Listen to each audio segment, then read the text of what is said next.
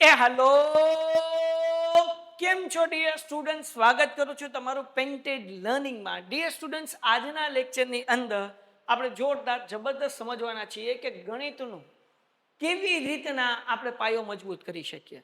આજે તમારો મોટો ભાઈ તમને એ સમજાવશે કે કઈ વસ્તુ ધોરણ 8માં હતી, ધોરણ 9માં આવી અને હવે ધોરણ 10માં આવશે. તમે લોકો 10મા ધોરણની શરૂઆત કરો. આપણે 10મા ધોરણની શરૂઆત 15 એપ્રિલથી એપ્લિકેશનમાં કરવાના છીએ. 15 એપ્રિલથી લેક્ચર શરૂ થઈ જશે. 15 એપ્રિલથી એઆઈની બેચ પણ શરૂ થઈ જશે. આ બંને બેચ જે છે 15 એપ્રિલથી શરૂ થઈ જશે. તો મારા જીગરના ટુકડાઓ, મારા કલેજાઓ, મારા મિત્રો, મારા દોસ્તો, મારા ભાઈબંધો, તમારા લોકો માટે અમે મસ્ત મજાનું કામ કરવાના છીએ. આ વર્ષે ગાભા કાઢી નાખવાના છે. તો આજે હું તમને પહેલા એ સમજાવું. તમે સમજો કે તમારું 10મું ધોરણ શરૂ થઈ ગયું. જે 9મા ધોરણમાં આવ્યા એનું 9મું શરૂ થઈ ગયું. 8મામાં તમે કઈ વસ્તુ શીખ્યા જે 9મામાં હતી 10મામાં આવશે. 8મામાં કઈ વસ્તુ શીખ્યા જે 9મામાં હતી અને 10મામાં આવશે. 15 તારીખ પહેલા તમને આટલી વસ્તુ તો આવડી જવી જોઈએ. ચલો શરૂઆત કરીએ. આજનો લેક્ચર હું તમારી 45 મિનિટ 1 કલાક નથી બગાડવાનો, હે ને? હું તમને લોકોને 15 મિનિટ કે 10 મિનિટમાં મસ્ત મજાની વસ્તુ સમજાવું છું. ધ્યાન રાખજો. પહેલી વસ્તુ, તમે 8મા ધોરણમાં એક ચેપ્ટર શીખ્યા, સમય સંખ્યા. આ સમય સંખ્યા જે શીખ્યા કે નહીં એના જ જેવું ચેપ્ટર સંખ્યા પદ્ધતિ તમે 9મા ધોરણમાં શીખ્યા. અને જે 9મામાં આવ્યા એ 9મામાં શીખશે. હવે જે 9મા વાળા છે એના માટે 15 એપ્રિલથી શરૂ થાય છે. 9મા વાળા માટે અને તમારે ક્યાં કોલ કરવાનું છે હું લખી દઉં. 72 72 86 86 71. આ એક નંબર છે. 86 20 86 20 68. બરાબર ને? 86 20 86 20 68. આ નંબર પર કોલ કરો, તમને વધુ માહિતી મળી જશે. ધોરણ 9ની પણ મળી જશે, 10ની પણ મળી જશે. તો દીકુડાઓ, તમે સમય સંખ્યા શીખ્યા, સંખ્યા પદ્ધતિ શીખ્યા. એના ઉપરથી હવે 10મા ધોરણમાં તમે શીખવાના છો વાસ્તવિક સંખ્યા. ભાઈ, વાસ્તવિક સંખ્યાના બે પ્રકાર કહી શકો તમે. વાસ્તવિક સંખ્યાના બે પ્રકાર કહી શકો. એક સમય અને એક અસમય. હે ને દીકુડા? તો 10મા ધોરણની અંદર સમય અને અસમય આ બે સંખ્યા આપણે જે છે શીખવાના છીએ. એના દાખલા ગણવાના છે કે આપણે શું સાબિત કરવાનું? લસા ગોતવાનો, ગુસા ગોતવાનો અને અસમય સંખ્યા છે સાબિત કરવાનું. 9મા ધોરણની અંદર તમે શીખી ગયા, છેદનું સમીકરણ શીખ્યા કે નહીં? તો તમને હું એમ કહું કે તમે જે 9મા ધોરણમાં શીખ્યા છો અથવા તો જે 9મા ધોરણમાં આવશે અને શીખશે એ લોકોને સ્વાધ્યાય 1.3 ને 1.4 બહુ અગત્યનો છે. છેદનું સમીકરણ કરવું, સાદું રૂપ આપવાના દાખલા અને ઘાતવાળા દાખલા. આ ત્રણેય દાખલા જે છે, ત્રણ રીતના દાખલા, એ 10મા ધોરણનો પાયો છે. હલો. અને જે લોકો 9મા ધોરણની અંદર શીખી ગયા છે એ લોકો 9મા ધોરણવાળા દાખલા રિવિઝન કરી નાખે. કયા કયા દાખલા હું તમને એક હિન્ટ આપી દઉં. સાદું રૂપ આપો એવું હતું, √3 + 2 અને આવું હતું √3 - 2. હે ને? આવા દાખલા તમે બીજા ચેપ્ટરમાં શીખ્યા. પછી પહેલા ચેપ્ટરમાં આવું શીખ્યા, √3 + 3 હાલ આવું શીખ્યા. પહેલા √3 મૂકવાનું, પછી બીજું આખું કાઉન્સ મૂકવાનું, પછી +2 મૂકવાનું. આવું તો આપણે 8મા ધોરણમાં શીખ્યા છીએ. કયા ચેપ્ટરમાં હમણાં તમને કહી દઉં. સમજાણું કે નહીં? તો આ દાખલા. પછી છેદનું સમીકરણ કરવાના દાખલા. 1/√3 + 2. હાલો ભાઈ, છેદનું સમીકરણ કરો. જે તમારે 10મા ધોરણમાં 8મા અને 9મા બે ચેપ્ટરની અંદર આવશે. આ બધું તમે ક્યાં શીખ્યા? પહેલા ચેપ્ટરમાં શીખ્યા. જે 9મામાં આવશે હવે શીખશે. જે 10મામાં આવશે એ શીખી ગયા છે. આ કામ આવશે. આ બંને વસ્તુ કામ આવશે. પછી ઘાતવાળા દાખલા કે ભાઈ 2/1/5 ઘાત ગુણ્યા 2/1/2 ઘાત. ગુણાકાર છે એટલે સરવાળો કરવાનો, ઘાતનો ભાગાકાર હોય તો ઘાતની બાદબાકી કરવાની. એ તમે એકચ્યુઅલી 8મા ધોરણમાં શીખ્યા હતા. ક્યાં શીખ્યા હતા? તો કે ઘાત અને ઘાતાંકમાં શીખ્યા હતા. જે તમારે પહેલા ચેપ્ટરમાં આવ્યું હતું અને જે તમને 10મા ધોરણમાં કામ આવશે. સમજ્યું મારી જાન? તો કહેવાનો મતલબ શું છે દીકરા? કે તમે લોકો જે પહેલું ચેપ્ટર ત્રણેય ધોરણમાં ભણશો એ એકચ્યુઅલી સિક્વન્સ છે. ઓકે, બીજા વાત કરીએ. એક ચલ સુરેખ સમીકરણ, એક ચલ સુરેખ સમીકરણ. પછી તમે હવે 10મા ધોરણમાં જે શીખવાના છે ને દ્વિચલ સુરેખ સમીકરણ શીખવાના છો. હે ને? અહીંયા જે દ્વિચલ સુરેખ સમીકરણ તમે ઓલરેડી શીખી ગયા છો, પણ અહીંયા શું છે? દ્વિચલ સુરેખ સમીકરણ યુગ્મ એટલે બે સમીકરણો હશે. અને દાખલા તરીકે તમને એમ કીધું એક પેન અને એક પેન્સિલની કિંમત 10 રૂપિયા છે. તો પેનની કિંમત બરાબર x ધારો, પેન્સિલની કિંમત બરાબર y ધારો, બરાબર 10 થઈ ગયા. હવે 3 પેન અને 2 પેન્સિલની કિંમત 25 રૂપિયા છે. તો અહીંયા માનો કે 3x + 2y બરાબર 25. તો એક પેન અને એક પેન્સિલની કિંમત ગોતો. હે ને? તો અહીંયા જે તમે એક ચલ સુરેખ સમીકરણ શીખ્યા એના ઉપરથી 9મા ધોરણમાં તમે શીખ્યા દ્વિચલ સુરેખ સમીકરણ. હવે 10મા ધોરણમાં તમે શીખવાના છો દ્વિચલ સમીકરણ યુગ્મ. એટલે કહું ગણિત બાપુ પાયો તમારો મજબૂત હશે ને બકુડાઓ તો તમને વાંધો નહીં આવે. હવે તમે એમ કે સાહેબ અમે 9મા ધોરણમાં મારી યારે પેન્ટેડમાં જે ભણ્યા એને તો બધું મસ્ત આવડે જ છે, જે નથી ભણ્યા એ વિચારશે સાહેબ અમે શું કરશું. ચિંતા નહીં કરવાની, તારો મોટો ભાઈ છે ને હું દરેક દાખલાના દરેક કોન્સેપ્ટ વાઇઝ તમે ધોરણ 9માં હો કે ધોરણ 10માં હું બધું કરાવીશ. તમારે જરાય મૂંઝાવાની જરૂર નથી. હું એક એક ગુણાકારે કરાવીશ, એક એક ભાગાકારે કરાવીશ, નાની વસ્તુ હું કરાવીશ. તમારે મૂંઝાવાની જરૂર નથી. તમારો ભાઈ તમારી આરવાર છે. આ ખાલી તમે જોવો કે કેવી રીતના 8મા ધોરણનું ગણિત, 9મા ધોરણનું ગણિત અને 10મા ધોરણનું ગણિત એકબીજા સાથે કનેક્ટેડ છે. અને અત્યાર લગી જો ભૂલ કરી હોય હવે ભૂલ નથી કરવાની. Done, okay. એના પછી ચતુષ્કોણની સમજ, એના ઉપરથી ચતુષ્કોણ આખો દાખલો હતો હે ને. હવે તમારે 7મા ચેપ્ટરની અંદર એક દાખલો આવશે, 7.2 નો છેલ્લો દાખલો, અને 6ઠા ચેપ્ટરમાં સાબિત કરવાનો દાખલો આવશે, પણ એ પૂછાતા નથી એટલે નીકળી જશે. આગળ વ્યા જઈએ. માહિતીનું નિયમન. આ માહિતીનું નિયમન જે છે કે નહીં બાપુ, એવા દાખલા જે છે ને તમારે 9મા 10મા ધોરણમાં એટલા નથી આવવાના, એટલે આપણે એ ચેપ્ટરને જવા દઈએ. વર્ગ અને વર્ગમૂળ અને ઘન અને ઘનમૂળ આ નહીં માત્ર 9મા ધોરણમાં, નહીં માત્ર 10મા ધોરણમાં, જ્યાં સુધી ગણિત ભણશો કે કોમર્સ લઈને આંકડા શાસ્ત્ર ભણશો ત્યાં દરેક જગ્યાએ વર્ગ અને વર્ગમૂળ અને ઘન અને ઘનમૂળ આવશે. તો તમને દીકુડાઓ 1 થી 20ના વર્ગ અને વર્ગમૂળ અને 1 થી 10ના ઘન અને ઘનમૂળ કમ્પલસરી આવડવા જ જોઈએ. આ આવડવા જ જોઈએ. આમાં કોઈ શંકાને સ્થાન નથી. કોઈ એમ પૂછે 12 નો વર્ગ તો કે 144 અને 144 નું વર્ગમૂળ તો કે 12. 12 નો વર્ગ એટલે 12 ગુણ્યા 12 હે ને. તો આ 12 નો વર્ગ એટલે હું દીકુડા 12 નો વર્ગ એટલે તો કે 12 ગુણ્યા 12 કેટલા થાય 144, અને 144 નું વર્ગમૂળ કેટલું થાય તો કે 12 થાય. તો 1 થી 20 ના વર્ગ અને વર્ગમૂળ તમને આવડવા જોઈએ. 13 નો વર્ગ 169, 15 નો વર્ગ 225, 16 નો વર્ગ 256, 19 નો વર્ગ 361, 20 નો વર્ગ 421 નો 441 તો તમને આવડવા જોઈએ. 30 લગી આવડે તો બહુ સારું, 25 લગી આવડે તોય સારું, અને 20 લગી આવડે તોય વાંધો નથી. ઘન અને ઘનમૂળ 1 થી 10 ના આવડે ને, 1 થી 10 ના ઘન અને ઘનમૂળ એટલે બહુ ભાઈ. 1 નો ઘન કેટલો હતો કે 1 ગુણ્યા 1 ગુણ્યા 1 એટલે 1.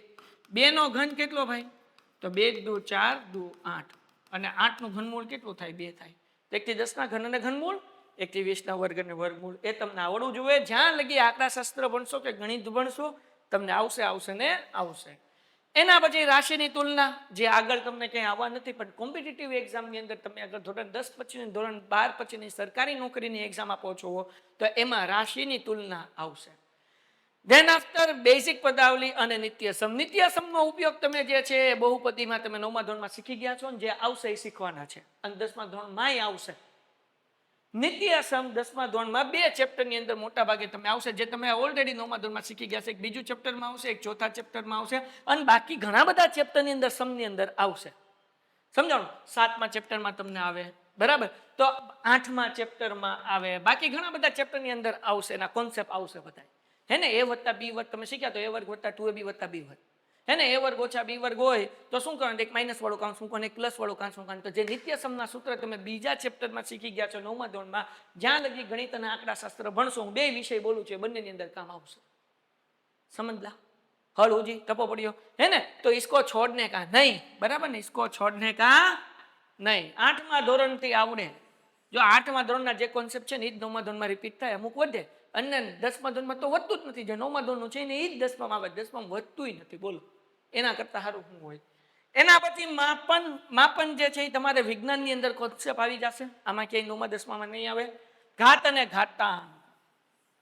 હવે ઘાત અને ઘાતાંકનું સીધું કોઈ ચેપ્ટર જે છે ને એ 9મા ધોરણમાં કે 10મા ધોરણમાં નથી, પણ ઘાત અને ઘાતાંકના દાખલા જે છે એ પહેલા ચેપ્ટરમાં છે, અને 10મા ધોરણની અંદર તમને ક્યાંક ઉપયોગ થઈ શકે છે. આગળ આંકડા શાસ્ત્રમાં 11મા ધોરણમાં 12મા ધોરણમાં ઉપયોગ થશે, અને 11 સાયન્સ મેથ્સની અંદર પણ ઉપયોગ થશે. સમપ્રમાણ અને વ્યસ્ત પ્રમાણ જે 9મા ધોરણ 10મા ધોરણમાં નથી, પણ તમારા લોકોને દાખલા ગણતા હશો આપણે યુપીએસસી જીપીએસસીના ક્લાસ 1 ક્લાસ 2 ક્લાસ 3 ની ધોરણ 10 પછીની કે ધોરણ 12 પછીની કોમ્પિટિટિવ એક્ઝામ, એની અંદર સમપ્રમાણ અને વ્યસ્ત પ્રમાણના દાખલા પૂછાય. અવયવીકરણ. આ અવયવીકરણ છે ને બેટા, એ બહુપદીની અંદર આવે. અવયવીકરણ છે કે નહીં એ દ્વિઘાત સમીકરણની અંદર આવશે, બહુપદીની અંદર આવશે. જે તમે 8મા ધોરણમાં શીખ્યા છો એ જ દાખલા 9મા ધોરણના બીજા ચેપ્ટરમાં, અને 10મા ધોરણની અંદર બીજા, ચોથા અને 6ઠા ચેપ્ટરમાં 5.3માં એન ગોતવાવાળા દાખલાની અંદર આવે અવયવીકરણ હે ને. ઓકે, ધેન આફ્ટર આપણે વાત કરીએ આલેખનો પરિચય. તો આલેખ તો આપણે આંકડાશાસ્ત્રમાં શીખ્યા છીએ અને 10મા ધોરણમાં આપણને આલેખ નથી પૂછાતા, એટલે એ તમારે આવશે નહીં, પણ 9મા ધોરણની અંદર એ આવે. આ 8માનું 9મા 10મામાં ક્યાં આવે? મેં તમને સમજાવ્યું. જે 8મા ધોરણનું છે ને એ 9મા 10મા એટલી જગ્યાએ આવે. હવે વાત કરીએ 9માની. 9માની યામ ભૂમિતિ. તો ભાઈ જેવું ત્રીજું ચેપ્ટર યામ ભૂમિતિ શીખ્યા, 7મું ચેપ્ટર સેમ છે યામ ભૂમિતિ. હે ને? બહુ અગત્યનું ચેપ્ટર છે. તમને 2 માર્ક્સના 2 દાખલા, 3 માર્ક્સના 2 દાખલા, એટલે 10 માર્ક્સના દાખલા પૂછાય. જ્યારે કે થોડુંક અલગ ચેપ્ટર છે યામ ભૂમિતિ. હે ને? તમારે અંતર એટલે 9મા ધોરણમાં શું હતું તો કે x અને y મૂકીને 4 ઉકેલ ગોતવાના હતા. જ્યારે કે તમારે 10મા ધોરણની અંદર શું કરવાનું છે? 10મા ધોરણની અંદર અંતર ગોતવાનું છે, પછી x યામ અને y યામ ગોતવાનું છે. બધા દાખલા તમારો મોટો ભાઈ તમને શીખવાડશે, મૂંઝાવાની જરૂર નથી. હમ હે ફિર ક્યાં ગમ હે ને? પછી યુક્લિડના ભૂમિતિ, શું કહેવાય કે ભૂમિતિનો પરિચય, જે આગળ તમને ક્યાંય આવતું નથી. જૂના સિલેબસમાં હતું યુક્લિડના રીતે ગુસ્સા ગોતો, પણ હવે સિલેબસમાંથી નીકળી ગયું એટલે 10મા ધોરણમાં એનો કાંઈ ઉપયોગ છે નહીં. રેખા અને ખૂણા. આ રેખા અને ખૂણાનો ઉપયોગ અહીંયા ત્રિકોણની અંદર થશે. પછી 10મા ચેપ્ટરની અંદર કેટલાક દાખલાની અંદર થશે, વર્તુળની અંદર. બરાબર ને? આ બંને જગ્યાએ જે છે રેખા અને ખૂણાનો ઉપયોગ થશે. આના દાખલા બેઠે બેઠા બોર્ડની અંદર પૂછાઈ ગયા છે, 9મા ધોરણની રીતના દાખલા, કારણ કે આ બંને દાખલા જે છે એકબીજાને સંલગ્ન છે. હવે 7મા ચેપ્ટર હતું 9મા ધોરણમાં ત્રિકોણ, જેમાં આપણે પ્રમેય 7.2 અને 7.3 શીખ્યા. એનો ઉપયોગ જે છે એ વર્તુળના દાખલાની અંદર થશે. અમુક વખતે બીજા શું કહેવાય કે દાખલાની અંદર, એટલે કે હું તમને કીધું કે 6ઠા ચેપ્ટરની અંદર એ થાય, અને બસ આ 2 ચેપ્ટરમાં થશે. પણ આમાં જે સાબિત કરવાના ત્રિકોણના દાખલા હતા, ઓલાની અંદર એવી રીતના આપણે સાબિત નથી કરવાનું. 2 પ્રમેય છે ને અમુક 4 કે 5 દાખલા છે, એટલે 6ઠું ચેપ્ટર 8 દાખલા કરો એટલે પૂરું થઈ જાય. હે ને? એની અંદર 2 પ્રમેય આવી ગયા. વર્તુળ જે ઓલરેડી તમે 9મા ધોરણમાં શીખી ગયા છો, અને વર્તુળ ઉપરની 2 દાખલા છે, 2 ચેપ્ટર છે. એક 10મું ચેપ્ટર વર્તુળ. આની અંદર તમે જુઓ તો મોટા ભાગે 2 પ્રમેય છે, એક 10.1 છે, એક 10.2 પ્રમેય છે. પછી 8 દાખલા છે આ ચેપ્ટરની અંદર. સાવ ઈઝી ચેપ્ટર છે. વર્તુળ સંબંધિત ક્ષેત્રફળ, લઘુ વૃત્તાંશ, ગુરુ વૃત્તાંશ, લઘુ વર્ગખંડ, ગુરુ વર્ગખંડ અને બેઝિક મેથ્સ વાળાને આ ચેપ્ટર ખાલી 2 માર્ક્સનું જોડકાની અંદર પૂછાય એટલે સૂત્ર કરો એટલે વાર્તા પૂરી. બાકી ચેપ્ટર કરવું હોય તો માત્ર 14 દાખલા છે. એટલે જે તમે 9મા ધોરણમાં શીખ્યા એ જ કોન્સેપ્ટ ઉપરથી 2 ચેપ્ટર આપણને પૂછાય. હેરન્સનું સૂત્ર. હેરન્સનું સૂત્ર સીધી રીતે આપણે 10મા ધોરણમાં નથી પૂછાતું, પણ ચેપ્ટરની અંદર દાખલા પૂછાય. દાખલા તરીકે હેરન્સનું સૂત્રનો ઉપયોગ છે કે નહીં, મેં ક્યાં જોયું હતું? વર્તુળ સંબંધિત છે, અહીંયા ત્રિકોણમિતિની અંદર એનો ઉપયોગ થશે. બરાબર ને? પછી આ હેરન્સના સૂત્રનો એક જે છે ને 10મા ચેપ્ટરનો દાખલો છે ને એની અંદર એ થશે. 10મા ચેપ્ટરનો જે દાખલો છે એની અંદર એ થશે. બાકી આ હેરન્સનું બેઠે બેઠું સૂત્ર આપણે આવશે નહીં. 11મા ધોરણમાં 9મા ધોરણમાં 11મું ચેપ્ટર જે આપણે કર્યું, પૃષ્ઠફળ અને ઘનફળ. આ ચેપ્ટર આખું બેઠે બેઠું જે 9મા ધોરણમાં સૂત્ર કર્યા એને એ જ સૂત્રથી આપણે 10મા ધોરણમાં કરવાનું છે, સેમ ટુ સેમ. જે સૂત્ર તમે 9મા ધોરણમાં કર્યા એ જ સૂત્ર જે છે એ તમારે 10મા ધોરણમાં કરવાનું છે. આ ચેપ્ટરમાં કાંઈ ફરક નથી, ખાલી દાખલાની રકમ બદલાશે, બાકી મેથડ બધું હરખું. આંકડા શાસ્ત્રના દાખલા આની અંદર તમે મોટા ભાગે પ્રમેય કર્યા છે, પણ અહીંયા તમારે જે છે 9મા ધોરણમાં જૂના સિલેબસમાં હતા મધ્યક, મધ્યસ્થ અને બહુલક. એ દાખલા જે છે એ તમારે પાછા શીખવાના આવશે. ક્યાં આવશે? 13મા ચેપ્ટરમાં આવશે, મધ્યક, મધ્યસ્થ અને બહુલક. સમજાણું? એટલે આ બધું જે છે એ ચેપ્ટર બે ભેગું છે, પણ 10મા ધોરણમાં આલેખ નથી. અને પછી સંભાવના, સાવ સહેલું ચેપ્ટર. તો કહેવા એવું માંગુ છું કે તમારે લોકોને 9મા ધોરણમાંથી શું શું આવડે તો તમને લોકોને 10મા ધોરણમાં વાંધો ન આવે. હાલો હું હજી એકવાર સમજાવી દઉં. તમને શું આવડવું જોઈએ? તમને ખાલી ચેપ્ટર નંબર 2 માંથી 9મા ધોરણમાં, ધોરણ 9માં ચેપ્ટર નંબર 2 માંથી અવયવ પાડવાવાળા દાખલા છે. લગભગ મારા ખ્યાલથી 2.4માં પ્રશ્ન નંબર 4 ની અંદર 4 દાખલા છે. બરાબર ને? આવી રીતના છે ભાઈ, 3x² વત્તા 5x વત્તા 2. બરાબર, આના અવયવ પાડો, એક આ રીતના દાખલા છે. પછી સ્વાધ્યાય 2.4 અને 2.5 ના પેલા 2 પ્રશ્ન, પેલા 2 કે 3 પ્રશ્ન છે. આ તમને 9મા ધોરણના જે છે એ 10મા ધોરણમાં આવો એ પહેલા આવડવું જોઈએ. બીજી હું તમને વાત કરું તો છેદનું સમીકરણ, ચેપ્ટર નંબર 1 માંથી, ચેપ્ટરમાંથી 1 માંથી છેદનું સમીકરણ. બરાબર, આ 2 વસ્તુ તમને આવડવી જોઈએ. બાકી પૃષ્ઠફળ અને ઘનફળ ચેપ્ટર નંબર 11 રાખું. પૃષ્ઠફળ અને ઘનફળ એના સૂત્ર ખાસ, પૃષ્ઠફળ અને ઘનફળ. બાકી 7.1 અને 7.2 નો નિયમ યાદ હોવો જોઈએ. બીજું હું તમને વાત કરું, રેખા અને ખૂણાના દાખલા આપણને ઉપયોગી થાય. ચેપ્ટર નંબર 6 રેખા અને ખૂણા. બરાબર. હાલો હવે કઈ રહેતું નથી છતાં એક નજર કરી લઉં. બહુપદીની અંદરથી શું ઉપયોગી છે મેં તમને કહી દીધું. યામ ભૂમિતિ, દ્વિચાર, સુરેખ સમીકરણ, યુક્લિડ, રેખાખંડ, ત્રિકોણ, ચતુષ્કોણ, વર્તુળ, હેલનસૂત્ર, પુષ્ઠફળ, આંકડાશાસ્ત્ર. હાલો સંખ્યા પદ્ધતિમાં ઘાતવાળા દાખલા, એક ઘાતવાળા દાખલા આપણે હે ને ચેપ્ટર 1 માંથી કયા દાખલા? છેદનું સમીકરણ અને ઘાતવાળા દાખલા. તો મારા દોસ્તો, મારા દીકુડાઓ, મારા બચ્ચાઓ, આ તમે એટલું કરી લીધું કે નહીં તો તમારું કામ થઈ જાય. મજા આવી ગઈ ને? તો તમને 9મા ધોરણમાંથી બાકી બીજો બધા ચેપ્ટરમાંથી કેટલાક કોન્સેપ્ટ એવા છે કે જે આપણને 10મા ધોરણમાં કે આગળ કામ આવશે, પણ આ બેઠે બેઠું આપણને કામ આવશે. બેઠે બેઠું આ દાખલા આ જ રીતને આજ આપણે કરવા. મજા આવી ગઈ? તો 15 એપ્રિલથી આપણે શરૂઆત કરીએ છીએ પેન્ટેડ એપ્લિકેશનમાં. હજુ સુધી ડાઉનલોડ નથી કરી તો લિંક નીચે ડિસ્ક્રિપ્શનમાં આપેલી છે, ડાઉનલોડ કરી નાખો. અને એક વખત તમે ફોન કરીને ખાલી એટલું કહો કે ભાઈ તમારા પેન્ટેડના રિવ્યૂ મોકલો, એટલે અમારા સ્ટુડન્ટ્સના રિવ્યૂ અમે તમને મોકલશું. પછી જો સંતોષ થાય ને તો તમારે જોડાવાનું, નહીં કે નહીં જોડાવાનું. આ નંબર આપું છું 72 86 86 71. ખાલી એક વખત તમારે ફોન કરીને એટલું જ કહેવાનું કે ભાઈ મેમ પેન્ટેડના રિવ્યૂ મોકલો ને. ખાલી એટલું ફોન કરીને એટલું કહો, એટલું જ કહો. તમે ફોન કરો અને એટલું જ કહો તમને રિવ્યૂ મેમ મોકલે, તમારે સાંભળવાના, તમારે જોવાના, અને મજા આવે ને તો જોડાવાના, કે નહીં જોડાવા. બોલો પછી કાંઈ? તો મજા કરો ભાઈ. પેન્ટેડ એપ્લિકેશન ડાઉનલોડ કરો, ન કરી નીચે લિંક નીચે ડિસ્ક્રિપ્શનમાં આપેલી છે. અને આપણે લોકો 15 એપ્રિલથી લાઈવ લેક્ચરમાં ભેગા થઈએ છીએ સાંજે 7:30 વાગે. ત્યાં સુધી ગુડ બાય એન્ડ ધન્યવાદ. Painted Painless Learning.